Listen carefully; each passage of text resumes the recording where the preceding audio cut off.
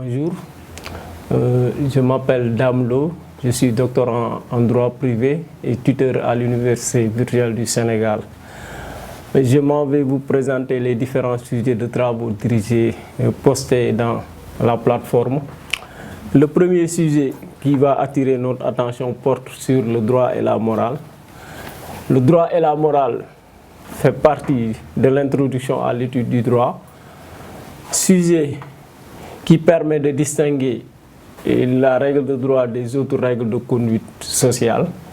Parce que dans la vie en société, il y a plusieurs types de règles, aussi bien la règle de droit que d'autres règles de conduite telles que la morale, la religion, la bienséance.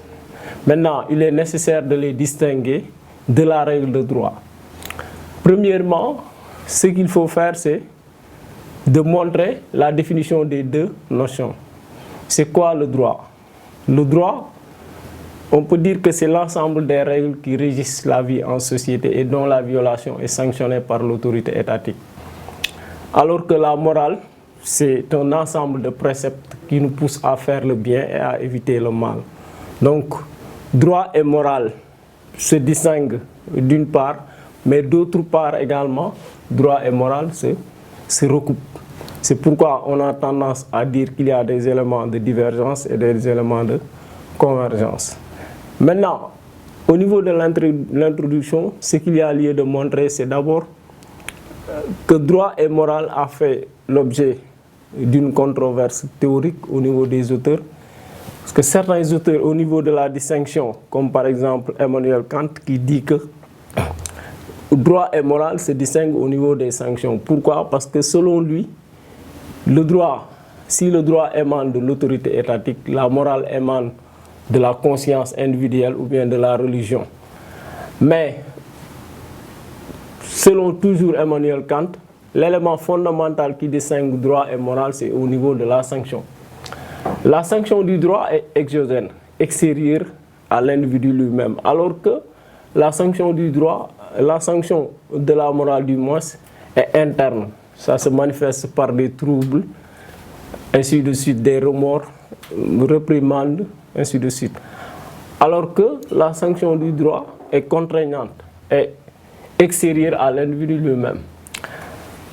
S'agissant de l'intérêt pratique de ce sujet, il faut simplement dire que si droit et morale se distinguent carrément, il faut aussi reconnaître qu'il y a des éléments qui permettent de les recouper, comme par exemple la finalité.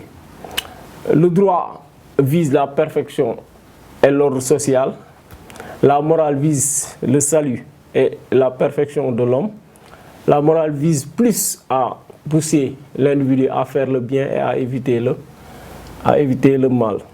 Donc, si on essaye de résumer l'introduction, on peut simplement dire que l'étude du droit et moral sera axée au niveau de deux points.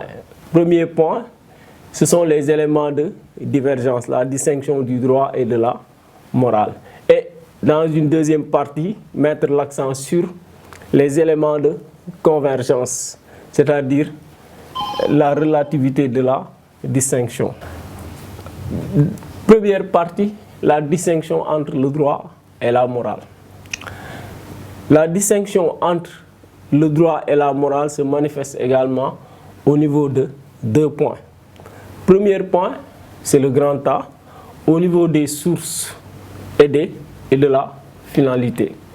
Et deuxième point, au niveau de la sanction, des deux types de règles.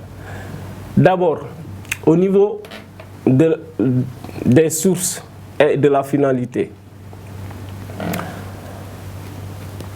Les sources de la règle de droit. La règle de droit, on peut dire, émane de l'autorité étatique, c'est-à-dire du Parlement, de l'Assemblée nationale. La règle de droit est adoptée à la suite d'une procédure bien définie par la Constitution. Alors que la morale émane de la conscience individuelle d'un groupe de société. Donc, source, droit et morale se diffèrent carrément. Si on revient également au niveau de la finalité des deux règles, la finalité du droit, c'est de créer l'ordre dans la société. Alors que la finalité de la morale, c'est de rendre l'homme meilleur, le perfectionnement de l'individu. C'est la raison pour laquelle, dans certaines hypothèses, le droit peut heurter la morale. C'est le cas, par exemple, de l'article 262 du COCC qui dit que, en fait de meubles, possession, vos titres. En fait de meubles, possession, vos titres veut simplement dire que on peut devenir propriétaire de la chose d'autrui lorsque qu'on détient cette chose pendant un certain temps, même si le droit prévoit d'autres mécanismes d'exception, ce qui est totalement contraire à la morale, parce que la morale ne peut pas permettre d'acquérir un bien qui appartient à une autre personne. Le droit ne s'occupe pas également de l'intention de l'individu tant que cette intention-là n'est pas carrément manifestée, alors que la morale réprime les mauvaises intentions. Donc, droit et morale peuvent carrément se distinguer au niveau de leurs sources. Source du droit, l'Assemblée nationale, le Parlement. Source de la morale, la conscience individuelle, le groupe ou bien la religion. Mais au-delà de cette distinction au niveau de leurs sources et de leur finalité, le droit et la morale se distinguent plus au niveau des sanctions. La sanction du droit est exogène et émane de l'autorité étatique. C'est l'État lui-même qui édicte des règles de droit et qui se charge de les sanctionner en cas de violation. Alors que la morale n'est pas édictée par le droit, par l'État ou bien par le Parlement. La morale émane de la conscience individuelle et en cas de violation de la morale, l'individu se fait sanctionner lui-même. Donc on peut dire que la sanction de la morale est interne. On dit que c'est une sanction intérieure qui se manifeste par des troubles, des remords, des regrets, ainsi de suite. Alors que quand on viole une règle de droit, la sanction est automatiquement extérieure. Soit c'est une sanction pénale, soit c'est une sanction civile qui se manifeste par des dommages et intérêts. Mais au-delà de cette distinction-là, droit et morale, il y a lieu de reconnaître que dans certaines hypothèses, le droit et la morale peuvent se recouper. Parce que tantôt, la morale influence le droit, mais tantôt aussi, il y a des règles de droit qui sont carrément teintes d'une valeur morale. Ce que nous allons essayer de montrer dans une deuxième partie.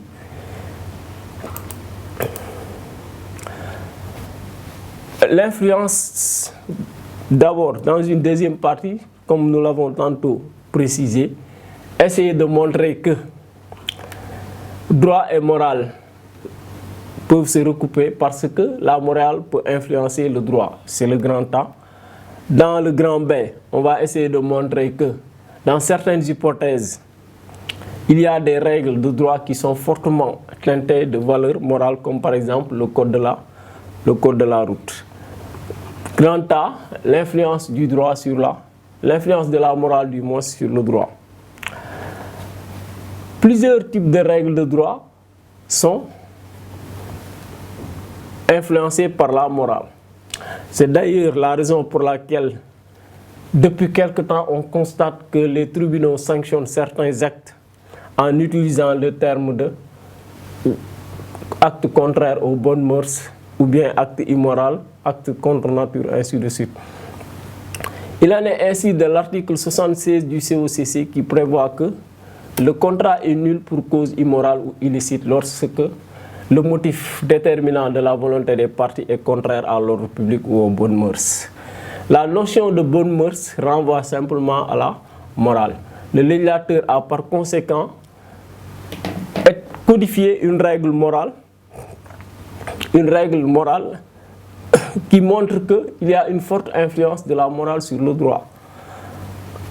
En d'autres termes, on peut convenir donc que droit et morale peuvent se recouper.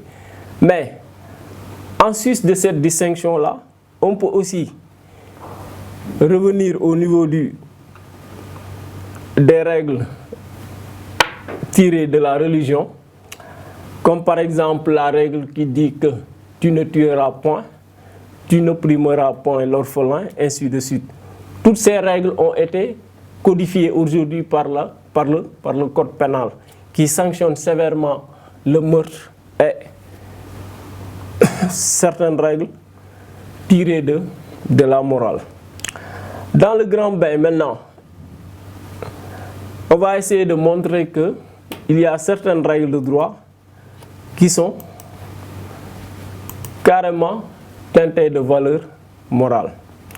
Certaines règles juridiques ont une valeur morale dès lors qu'elles tendent directement ou indirectement à assurer le respect de la morale. C'est le cas notamment de certaines règles du code de la route imprégnées d'une valeur morale, puisqu'elles tendent à sauvegarder la vie humaine. Plus généralement, l'ordre et la paix sociale sont des valeurs que le droit ne transgresse pas lui-même.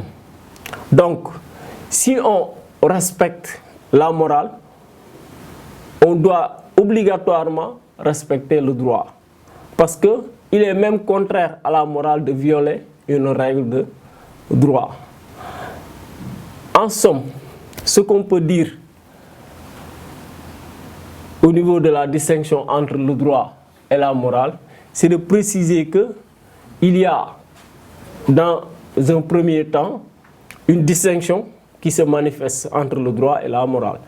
Distinction carrément au niveau de leurs sources et de leur finalité.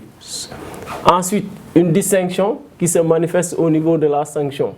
Mais on remarque une certaine relativité de cette distinction-là qui est entraînée par l'influence de la morale sur le droit et les interférences entre le droit et la morale qui montrent que plusieurs types de règles de droit sont fortement teintées de valeur morale. Merci beaucoup.